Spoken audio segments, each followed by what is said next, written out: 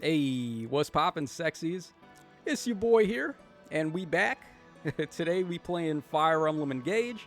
So, for my first playthrough on Fire Emblem Engage, I decided to just go all in. We're playing on Maddening Classic. So, a couple of things you'll notice if you're playing on Maddening like I am. The game really hinders your SP growth and your experience growth when you're leveling up. In fact, there's a couple of enemies that spawn on the maps that have this skill that will prevent you from gaining any experience at all when you KO those enemies. So, pretty dirty on Insys's part, but regardless, it's still very fun. I've been having a blast, and what we're going to do today is just give a quick little bit of tips that I've found out about for the early game progression in Maddening difficulty. So, where we are right now, this is the Ring Chamber. You're going to gain access to this area in Somniel.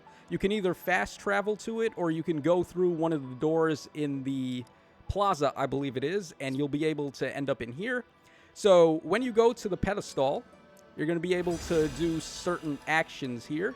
You can inherit skills on your characters. You can make some bond rings, meld bond rings, polish your rings, etc. What we're going to be talking about today is the inherit skills feature, because this is one of the more cost-efficient ways to actually power up your units very early on into the game. And I would not recommend actually doing the create bond rings too much. It costs 1,000 bond fragments or 100 bond fragments to just go through a gacha and try to press your luck and see if you can get some good rings. But even if you do end up getting a good ring, it's probably just going to be an A rank ring, and they only grant like +3 stats overall. It's not really something that's worth the amount of bond fragments. So early game, I would not recommend doing this too much. Do it just enough to get some rings for your characters, but I would mainly be spending bond fragments on the inherit skills feature. So today we're going to go ahead and take a look at Celine here. I've been using Celine ever since I recruited her on, what was it, Chapter 2 or Chapter 3? Whatever it is. I've been using her all that time, and I still only have 875 SP on this character. I get a lot of KOs with her, so that just goes to show how rough it is in Maddening when you're trying to like just grind up SP, grind experience. It's really tough.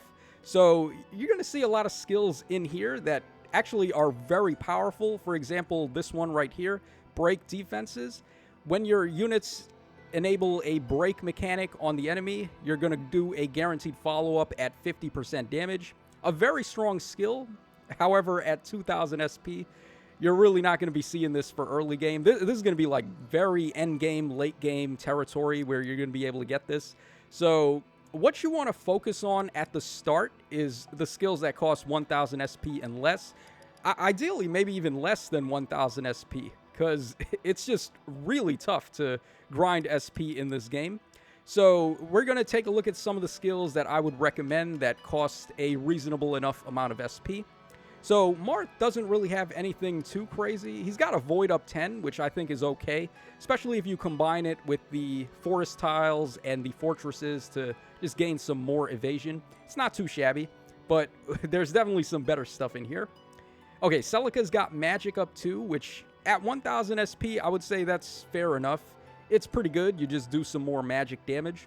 But do keep in mind, by the way, you also have magic up 3 on Celica, and if you were to inherit both of these skills on a character, you're only able to equip the strongest version of that skill. So if you had magic up 2 and magic up 3, you would only be able to equip magic up 3, and in fact, magic up 2 just disappears from your character's inventory when you have magic up 3. So kind of backwards logic there. I'm not really sure why they did that. Even if they don't want you to equip both of them at the same time, I guess they could have still left the other one in your inventory, but that's just a quick bit of advice there. You don't want to waste SP on lower version of skills when eventually down the line you're going to get the higher cost version of it. So magic up 2, while okay, definitely good for early game, but it is very SP heavy, and when you get the level 3 version, it just goes away. So I would primarily focus on saving up for the higher cost version of certain skills that are good, but also have a better variant later on. Now, on Sigurd, we have quite a lot of good things to talk about here. So he's got hit up 15 and hit up 10. Hit up 15 is pretty good.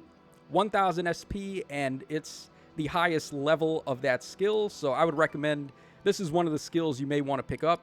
Also, we have Canter over here, aka Kanto.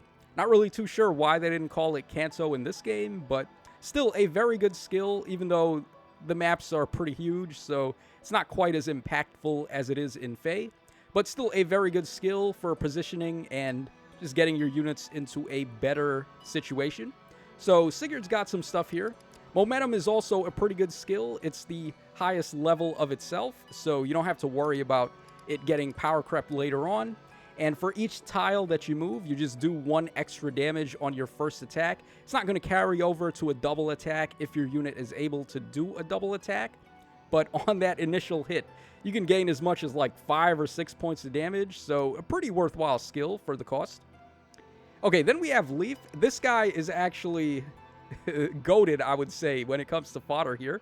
So he's got this one called Arms Shield Plus. It's only 400 SP, so it's very easy to get. You need to have him at level 7 bond with your characters to get this. So to get to level 7 bond, it costs 1,000 of your bond fragments.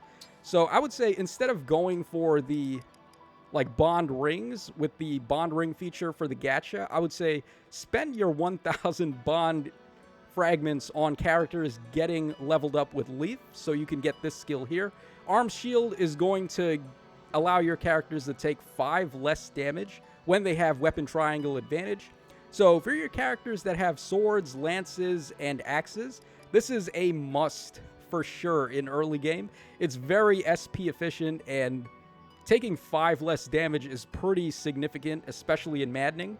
So this is definitely one of the skills to look out for.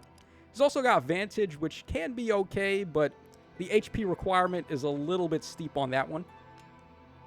Okay, then Roy has got Strength up 2, which would have been nice if it was the highest level, but Strength up 3, you're going to get that later, and it's just going to be a waste of SP to go ahead and pick up Strength up 2, so I would say hold out on that. Also, with the sword power skills, these are pretty good, but they got 3 levels to them, and you don't really want to waste 3,000 SP before just spending 3,000 SP for the final variant, so I would say hold out on that. And then finally, for Micaiah, we have pretty much just a bunch of healing skills. Nothing too crazy. I wouldn't really recommend any of Micaiah's skills, actually. They're not anything too special. Maybe Res Up 3 would be pretty baller, actually, especially on Luis, the armored guy that you get pretty early on. Let me see where he is. Yeah, so this guy over here, he's got like 20 plus defense. So for him, Res Up 3 is actually looking pretty good. But later on, I would say Luis actually gets a little bit power crept by Jade. Jade is slightly better. She has more res, and her personal skill also grants her +2 res when she waits. So I would say Jade is probably the better one to invest in. So Res Up 3, actually not too shabby from Micaiah for the armored units that have tons of defense but no res. So that's pretty much all there is to talk about in this video. Just a quick little tips and tricks guide, I guess you could say, for the skill inheritance for early game in Maddening difficulty. We're going to do some more of these videos talking about other aspects of the game and other little tricks that I've found to make Maddening go a little bit smoother. So that's going to wrap us up for this video here. Let me know your thoughts in the comment section down below, and how are you guys enjoying Engage so far. But this is your boy Tacho signing out, so take care, fellas, and I'll catch y'all again on the flip side.